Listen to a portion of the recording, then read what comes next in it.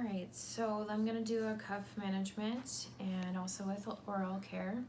So the first thing I'm gonna do is check the patient's chart and gather any necessary details, information, supplies that I may need.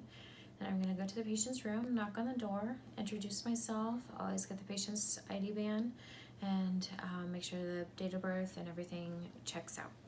So when I'm ready, then I'm always wash my hands, apply the appropriate PPE. I'm going to listen to the patient's breath sounds, and I'm also going to listen to where that cuff is and see how it's sounding, if I hear any gurgling, if it's gone loosened or anything like that. So when I'm ready, I'm always going to do a cleaning before I do any cuff management, so that way if there's anything in the back of their throat, when I loosen up that cuff, it doesn't get aspirated for that patient. So I always want to check to see what size the tube the patient is on. If the patient always see where it is placed on the patient's lips, like lip where you can see the number is at. That way you have know where it's at. So if it gets moved, then you notice that it's been moved too much or any changes. So when you go to do your oral care before, so you always want to go ahead and take your yanker and you're going to suction out everything. So you're going to turn on your suction machine and you're going to have your canister and you're going to turn it to -100, 200 run there. You don't want it too high. So what you're going to do is you're going to suction, you're going to pull the sheath back and you're going to suction the sides of the mouth and the back of the throat. Try not to initiate that gag excuse me, the gag reflex.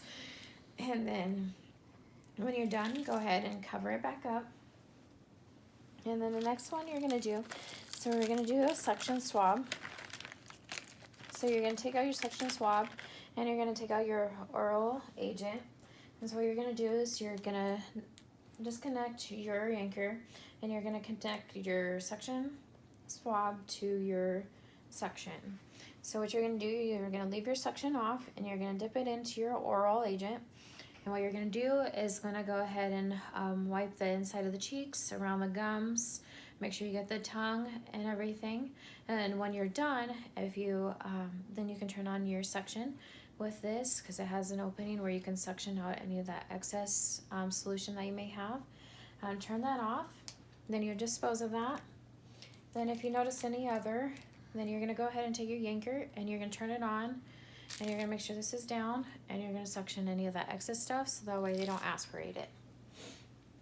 And when you're done with that, you're going to go ahead and get everything set up for your test with your cuff management. And what you're going to do is you're going to have, so here we have our connection.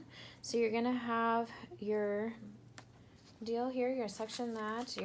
This is what's gonna, syringe is gonna take out the cuff pressure, and so that way you can tell kind of where it's at and where you hear the leak. Then you're gonna also have a meter here, and you're gonna connect it there. And then there's also their ET tube, so you're gonna have your release where your cuff pressure deal is.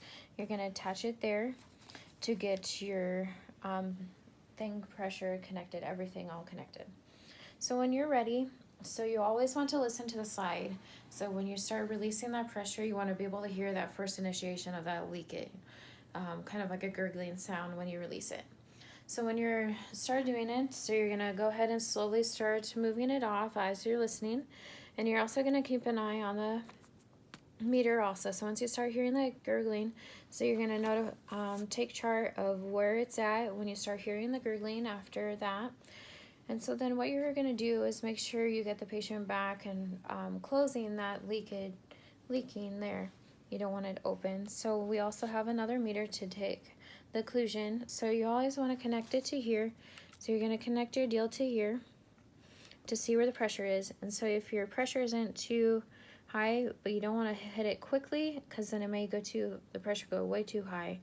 So then if you notice it's not in the 20 to 30 range, then you can take your red button here and you can slowly release the pressure.